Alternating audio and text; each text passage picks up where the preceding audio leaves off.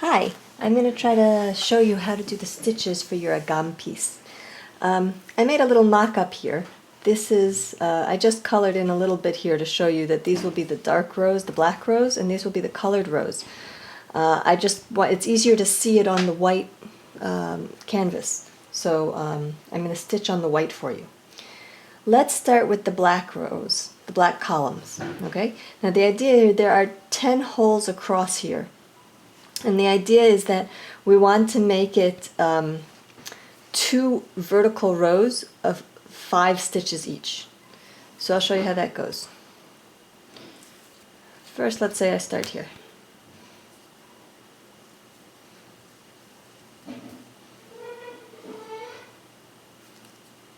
I'm doing this also, I'm not doing it in black because black is a hard color to see on the video.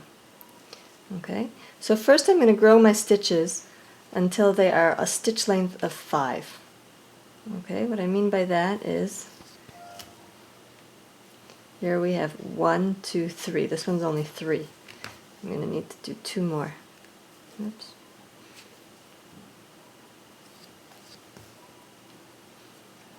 One, 2, 3, 4. I'm going to ignore this extra thread up here for right now, but I would pull it through if this were for real. 1, 2, 3, 4, 5. That's as long as I'm going to go on my stitches. I'm going to follow that stitch. I'm going to keep going in on the side at the same point, and I'm going to go to the same length of 5 each time. That's going to give me my vertical row. Okay? Now once I've done that, when I've completed a vertical row all the way down, I'm going to do the same thing right next to it.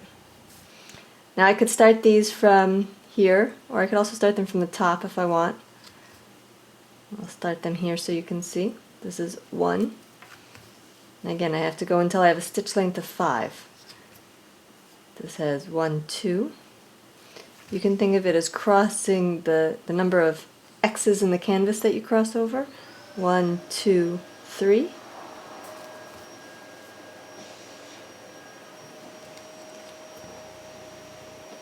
One, 2, 3, 4. And this is the last one.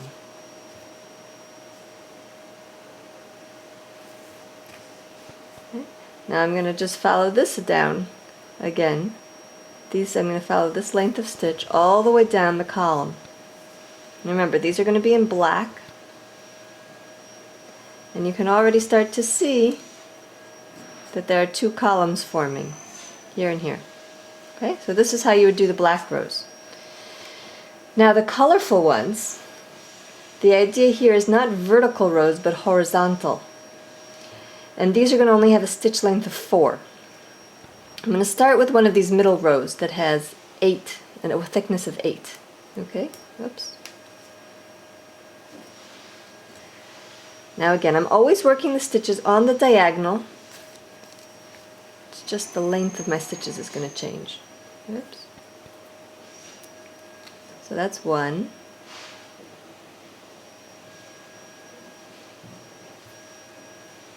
There's 2.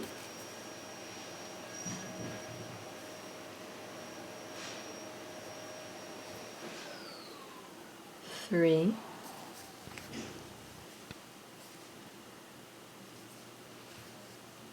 4. 1, 2, 3, 4.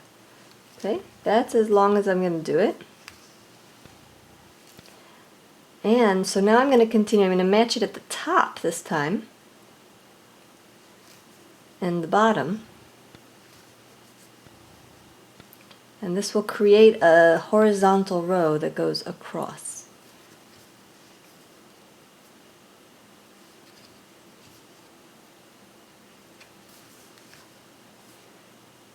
When I get to the end, I'm going to have to shorten the stitches to fit in.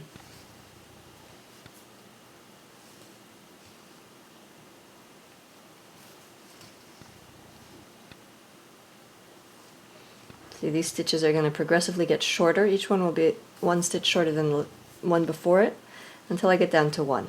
And that's my entire horizontal row. this whole row here, that's how it's going to be. Now I'm going to start another one. I can start it however I want. I could start it here at the top, I could start it at this side, it doesn't matter. I'm just going to start it over here on this side.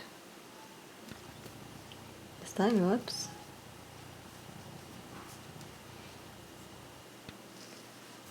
Again, I'm going to start 1 until I get a stitch length of 4. 1, 2, oops, 3,